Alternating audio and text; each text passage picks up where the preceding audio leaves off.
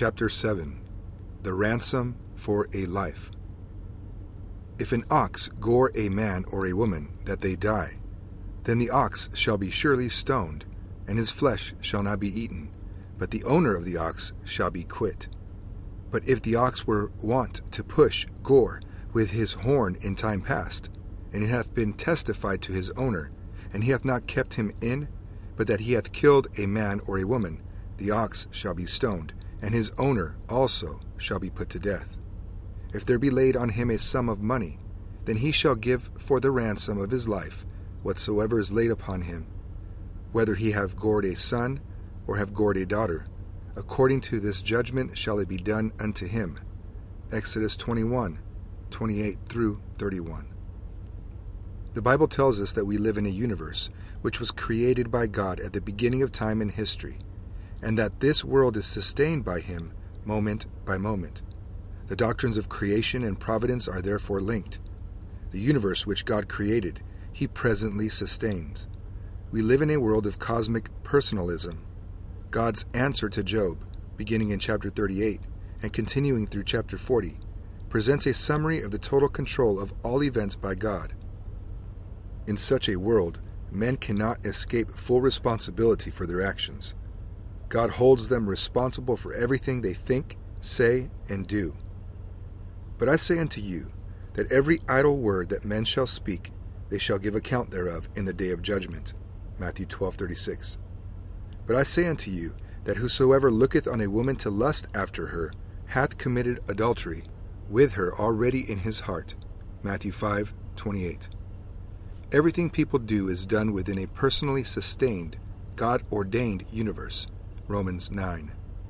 They succeed or fail in terms of God's decree. They run to God ethically, or they run away from God unethically. They cannot run away from him metaphysically. God is everywhere. There is no escape. Whither shall I go from thy spirit? Or whither shall I flee from thy presence? If I ascend up into heaven, thou art there. If I make my bed in hell, behold, thou art there. Psalm 139:7-8. Am I a God at hand, saith the Lord, and not a God afar off? Can any hide himself in secret places that I shall not see him, saith the Lord? Do not I fill heaven and earth, saith the Lord? Jeremiah 23:23-24. Human action is always personal, never impersonal. First, it is personal primarily with respect to God. God is the ultimate inescapable fact of man's environment, not sticks and stones. Second, human action is secondarily personal with respect to oneself, one's goals, choices, and assets. Third, human action is personal with respect to other human actors, both as individuals and as covenantal groups. Fourth, human action is personal with respect to the environment, which God has created and presently sustains, and over which he has placed mankind. Man's responsibility extends upward to God, inward to himself, outward toward other men, and downward toward the environment. It is comprehensive responsibility. When we speak of responsible men, we should have this four-part comprehensive responsibility in mind, not just one or two aspects. A person may appear to be responsible in one or two areas of his life, but whether he likes it or not, or whether he is adequately instructed or not, he is covenantally responsible before God in all four ways, and he will be held totally accountable for his thoughts and actions on the day of judgment. Though God holds each person fully responsible, no agency of human government has the power to do so. This is why we must affirm, as Christians, that with respect to the decisions of human governments regarding men's personal responsibility, there must always be limited liability. No agency of human government is omniscient. None possesses the ability of God to read the human heart or to assess damages perfectly. We must wait for perfect justice until the day of final judgment. To insist on perfect justice from human government is to divinize that agency. It will also lead to its bankruptcy and the destruction of justice.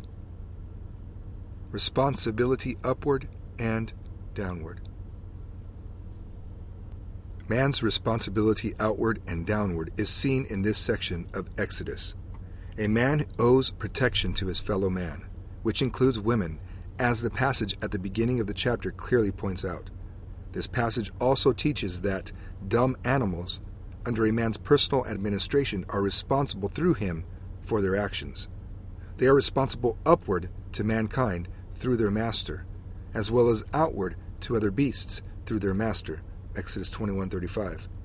Human society enforces sanctions against lawless behavior, whether in the animals or their owners. Domesticated animals are responsible to mankind through their owners, and therefore society holds the owners responsible for those animals under their control. Animals that are not domesticated, neither trained nor tamed, are to be under physical restraint at the owner's expense. The shedding of man's blood is illegal, either by man or beast. But flesh with the life thereof, which is the blood thereof, shall ye not eat. And surely your blood of your lives will I require.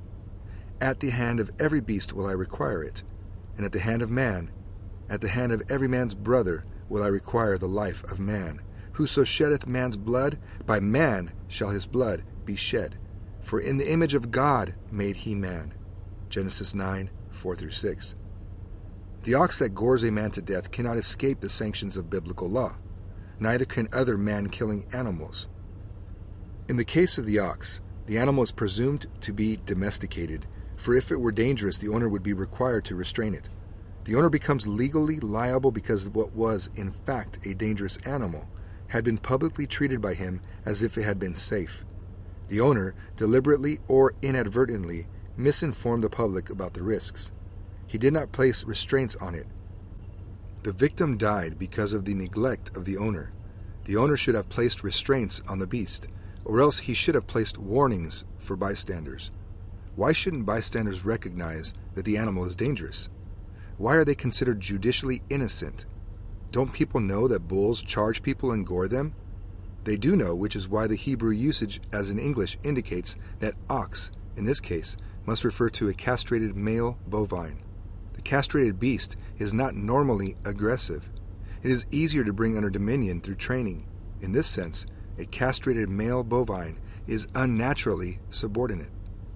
As an aside, the question of unnatural subordination, lack of male dominion, can also be raised with respect to the prohibition against eunuchs worshiping in the congregation, Deuteronomy 23:1.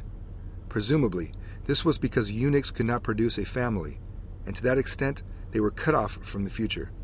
Rushdoony writes, unfortunately using the present tense, quote, "Because eunuchs are without posterity, they have no interest in the future, and hence no citizenship," end quote. This was true enough in ancient Israel, where land tenure, bloodlines, political participation, elders in the gates, and the national covenant were intermixed. The New Testament forever abolished this biological, geographical intermixture. Spiritual adoption became forthrightly the foundation of heavenly citizenship, Philippians 3:20, and therefore the only basis of church membership.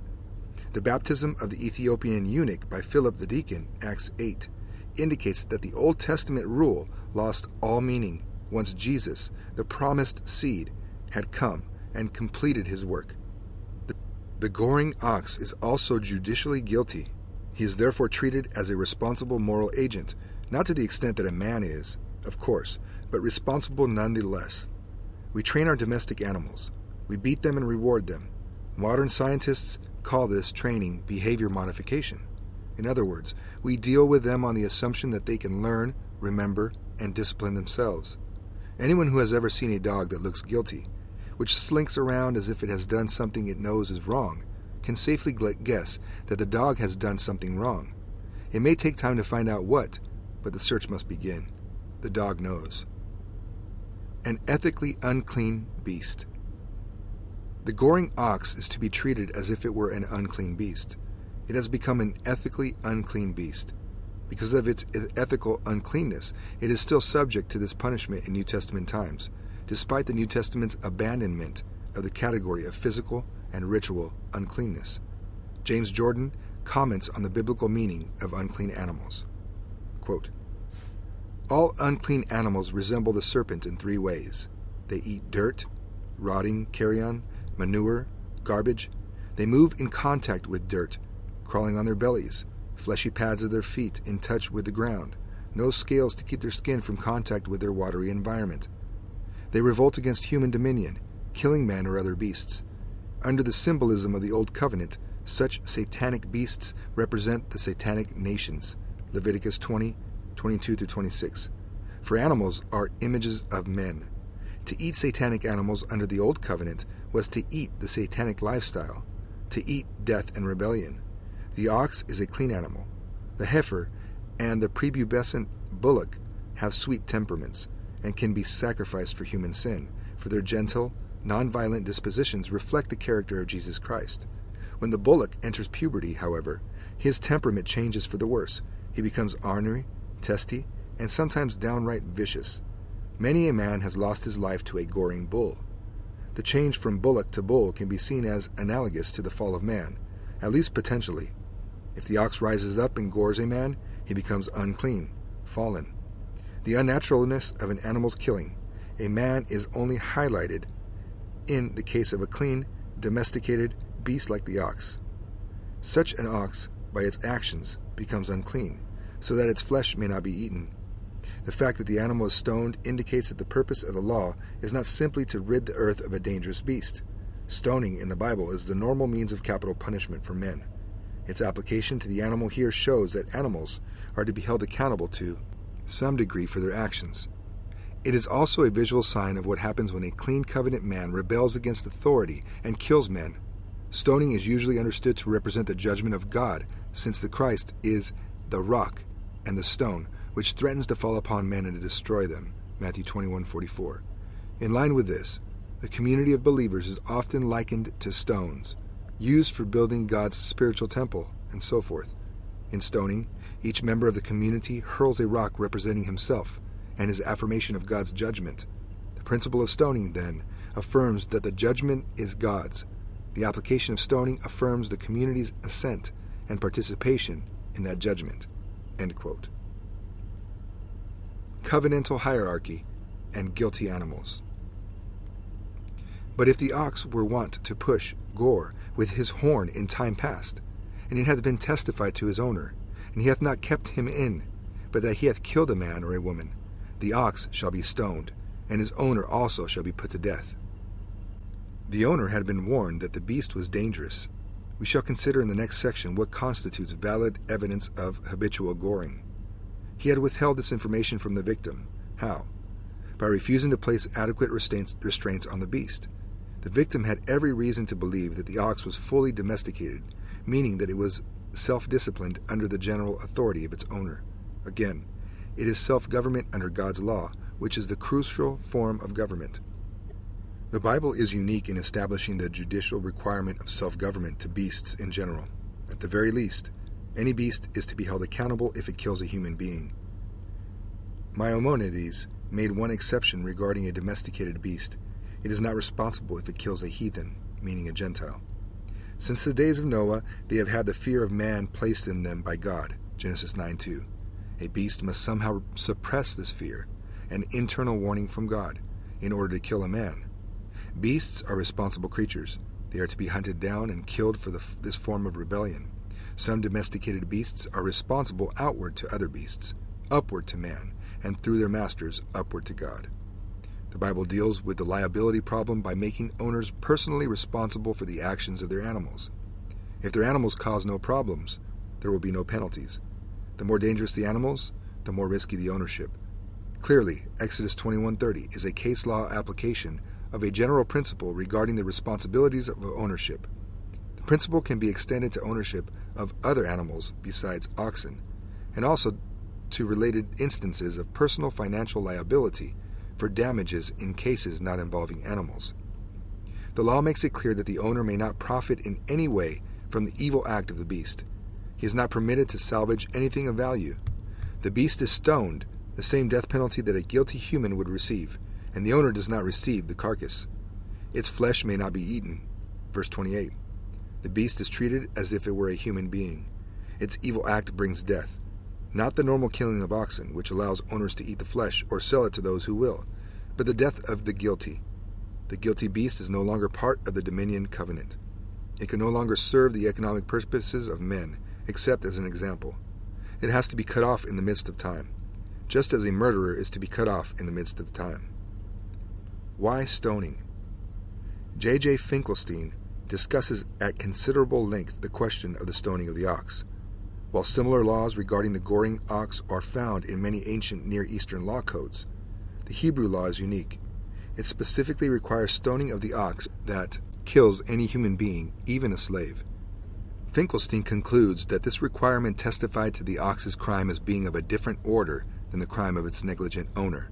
It points to treason, a rebellion against the cosmic order, a crime comparable to a Hebrew's enticing of a family member to worship foreign gods, which was also to be punished by stoning, Deuteronomy 13:6-11. It is an offense against the whole community, and the whole community is therefore involved in the execution. Quote, the real crime of the ox is that by killing a human being, whether out of viciousness or by an involuntary motion, it has objectively committed a de facto insurrection against the hierarchic order established by creation.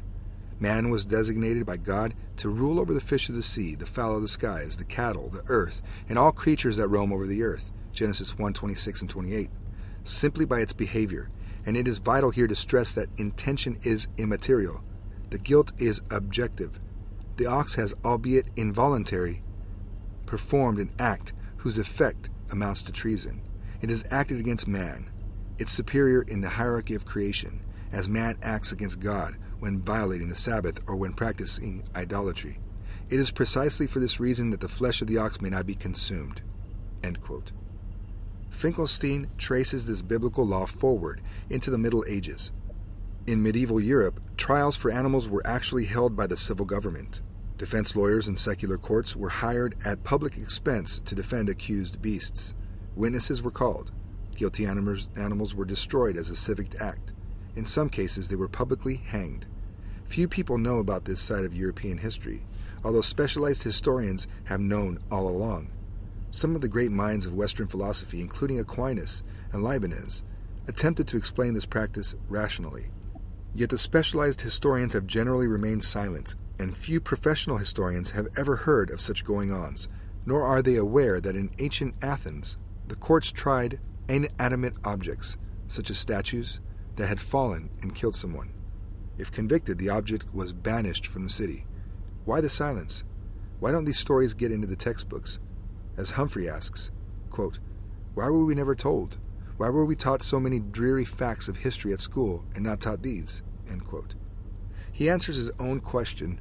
Modern historians can make little sense out of these facts. There seems to be no logical explanation for the way our ancestors treated guilty animals. What is a guilty animal, anyway? A legally convicted guilty animal?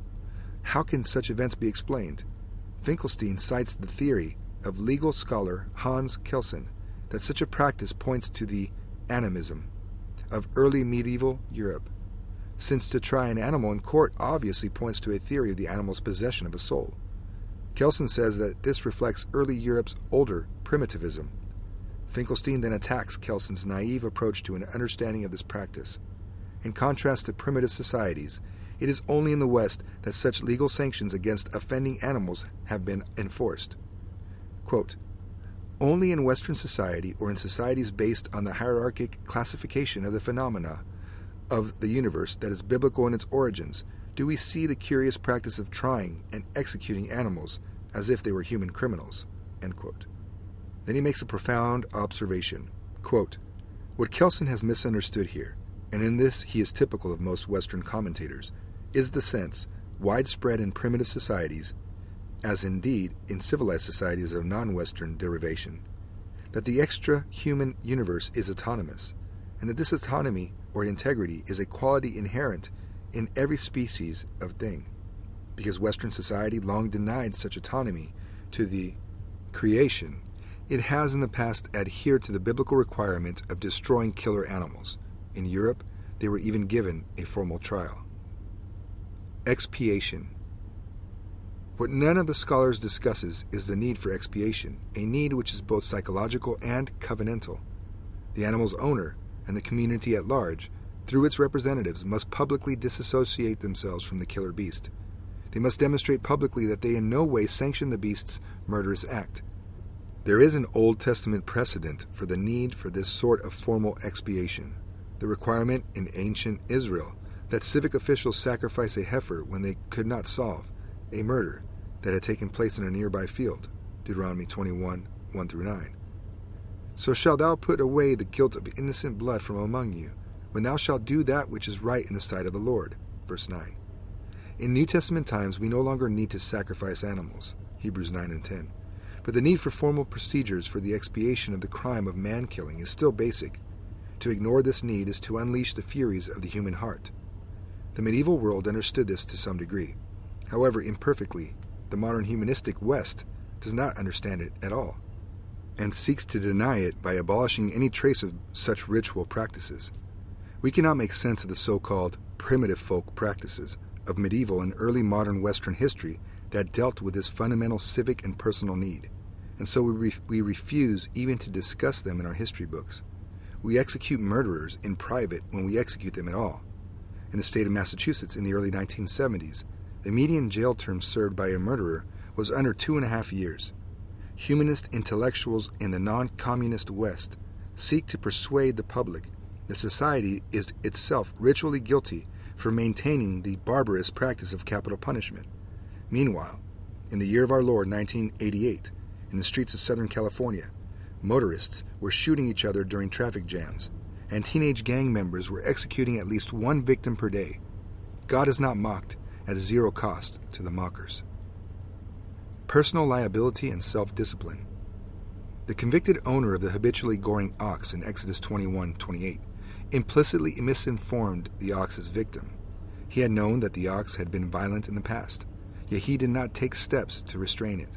The beast was roaming around as if it had no prior record of violence. The victim did not recognize the danger involved in being near the beast. The Bible does not reveal in these passages regarding goring oxen the evidence that constitutes judicially binding prior knowledge. What kind of information did the owner have to possess in order for the court to declare him guilty? The rabbinical specialists in Jewish law said that the animal had to have gored someone or other animals on 3 occasions before the owner became personally liable. Maimonides spelled it out in even greater detail. Quote, any domesticated animal must first kill 3 heathen, Gentiles, plus 1 Israelite, or kill 3 fatally ill Israelites, plus 1 in good health, or kill 3 people at one time, or kill 3 animals at one time. End quote. This is an excessive number of prior infractions in order to activate capital sanctions. Subsequent victims need more protection than these Talmudic rules would provide. It is far more reasonable to conclude that a single prior conviction should suffice to identify the beast as dangerous. We know that an ox that had gored another ox had to be sold by its owner to a third party, Exodus 21:35. Thus, to be the owner of an ox that had been convicted of goring, he would have had to go out and repurchase the offending ox, or else he is the person who bought the offending ox. In either case, he had taken active steps to buy a known offender. To have done this, and then to have refused to take active measures to restrain it, should make him legally vulnerable to the charge of negligence. Would other evidence rather than a prior conviction be a sufficient warning? What if neighbors had reported the beast to the authorities? If the authorities had issued a formal warning to the owner, would this serve as evidence of its status as a habitual offender? If we answer yes, then this raises the issue of innocent until proven guilty. There had been no proven evidence against the beast. Perhaps neighbors were hostile to the ox's owner and reported false information. On the other hand, perhaps they were telling the truth, and the owner was negligent in not taking steps to restrain the ox. The double witness principle versus the messianic state. The easiest way to resolve the issue is to rely on the biblical principle of the double witness, Deuteronomy 17:6. If 2 different witnesses each reports a different infraction, neither of the infractions had a double witness. Then the authorities must issue a warning to the owner. This formal warning can then serve as evidence in a future trial. The differing criteria of evidence should be discussed in terms of the differing impact of the crime and differences in the resulting liability. The death of a human being versus the death of someone else's ox. Maimonides fails to recognize that the formal criteria that govern evidence of liability in the case of an ox that kills another ox are less rigorous because the crime is less damaging. In the case of an ox that slays another ox, biblical law does not require that a formal warning be given by the authorities to the owner. Prior general knowledge is sufficient to convict. Or if it be known that the ox hath used to push gore in time past, and his owner hath not kept him in, he shall surely pay ox for ox, and the dead shall be his own. Exodus 21:36. Public knowledge rather than a formal complaint to the civil authorities is sufficient to convict the owner in this instance. It can be safely assumed by the judge that if the public knew about the beast's habits, then the owner must have known. In contrast, the potential liability of the owner is far greater when an ox kills a human being. It is too dangerous to allow the judge to make his ruling in terms of the assumption of general knowledge. By requiring more rigorous standards of evidence, biblical law restrains the discretionary authority of the state's representative in the more serious cases of negligence. This restrains the state. Here is the viewpoint of the modern humanistic state. The state as an agency that possesses the judicial authority and obligation to search men's hearts and to render formal judgment in terms of its findings. This view of state power asserts that the state possesses an ability that only God possesses, the ability to know man's heart. The prophet Jeremiah asked rhetorically, "The heart is deceitful above all things and desperately wicked. Who can know it?" Jeremiah 17:9. His answer was clear. "I, the Lord, search the heart. I try the reins, even to give every man according to his ways and according to the fruit of his doings." Jeremiah 17:10. The human judge can make casual connections based on public evidence, but he cannot search the defendant's heart. Any assertion to the contrary necessarily involves an attempt to divinize man, and in all likelihood, divinize man's major judicial representative, the state. The goring of a slave or a child. If the ox shall push, gore, a manservant or a maidservant, he shall give unto their master 30 shekels of silver, and the ox shall be stoned. Exodus 21:32. Normally, the death penalty could be imposed on the owner of the ox. In this case, however, the penalty was fixed by law. 30 shekels of silver. The wording here is peculiar. To push means, in this instance, to kill. In verse 29, push did not mean to kill. But if the ox were wont to push with his horn in time past, and it hath been testified to his owner, and he hath not kept him in, ... End quote. Had to push meant to kill, the ox would have been executed upon conviction. An ox that killed someone was stoned to death, verse 28. Thus, push in verse 29 had to mean something other than killing. But with respect to servants, the word push, or gore, is used in the sense of gore to death.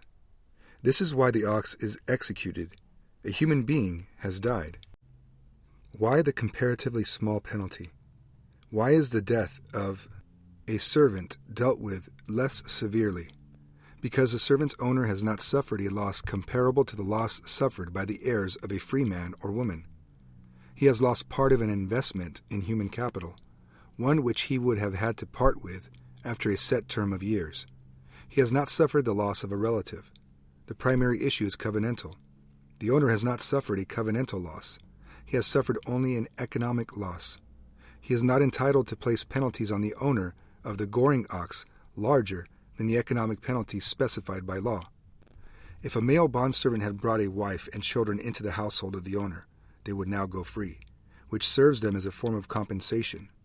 The master would have recouped his investment from the owner of the ox, thereby freeing the slave's heirs from further service. What if the deceased bondservant had married after becoming a bondservant?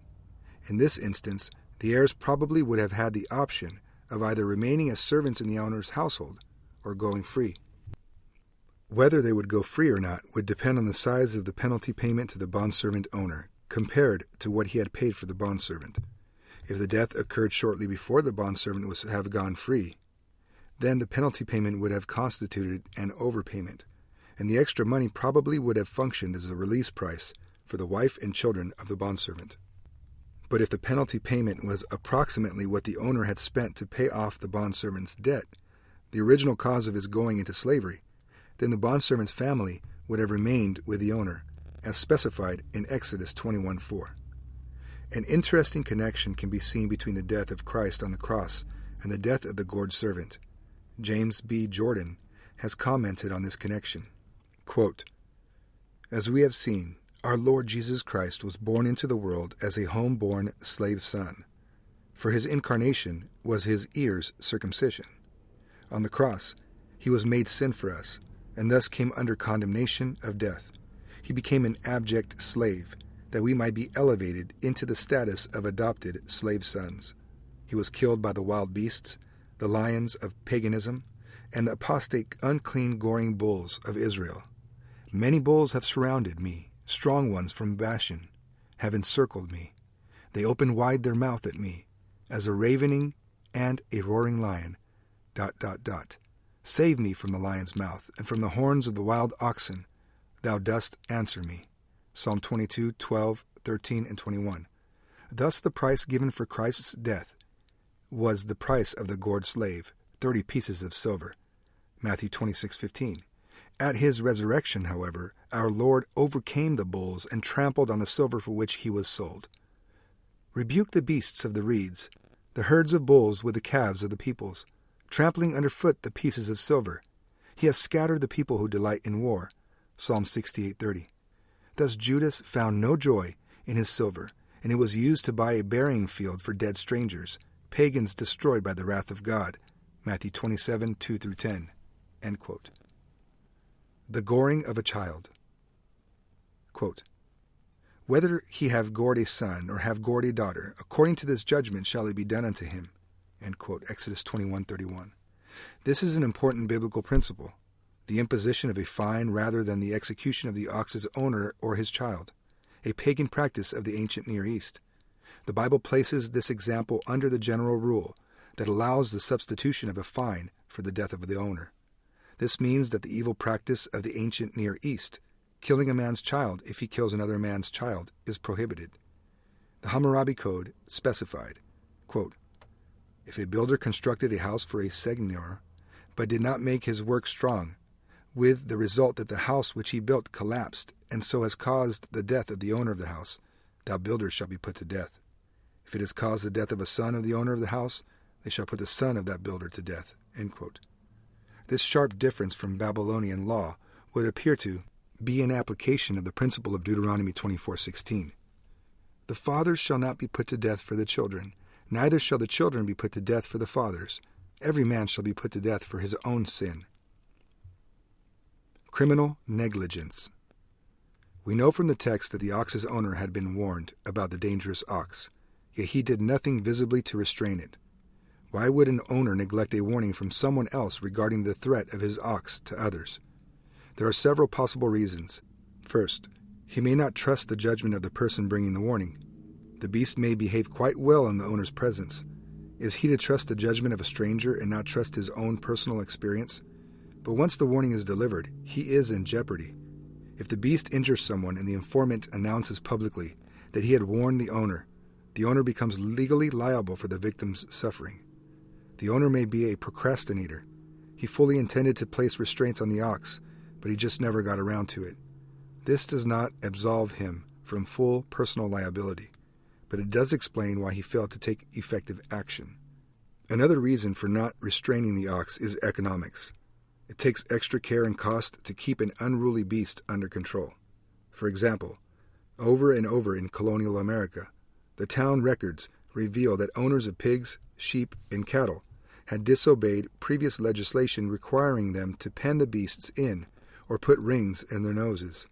Apparently, the authorities were unable to gain compliance, for this complaint was continual and widespread throughout the 17th century. The costs of supervising the animals or maintaining fences in good repair were just too high in the opinion of countless owners. Even putting a ring in the beast's noses, making it easier for others to put a rope through the ring and pull a beast home or to some other location, was simply too much trouble. Boston imposed stiff fines on the owners of wandering animals, which helped to reduce the problem. In one case, the unwillingness or inability of a woman to control her wandering pig literally changed the political history of the United States.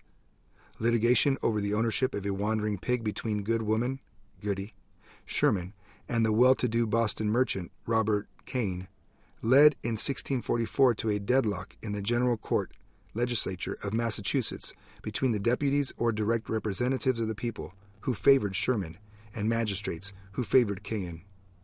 The result was the division of the two groups into separate legislative houses, the origin of bicameralism in America. As Brittenbog notes, quote, "The frequency with which the hog appears in town records is mute proof that despite many good and sufficient measures, the problem was never solved, and the bicameral legislature of Massachusetts remains a monument to its persistence." End quote. Passing laws is not sufficient. Sanctions must be imposed that alter human behavior. The Bible establishes the principle of cosmic personalism as the foundation of the universe. There is no way that men can escape their responsibilities before God. Because biblical law recognizes this principle, it establishes the judicial principle of restitution to victims by the negligent. The general rule is an eye for an eye, a life for a life. Conclusion.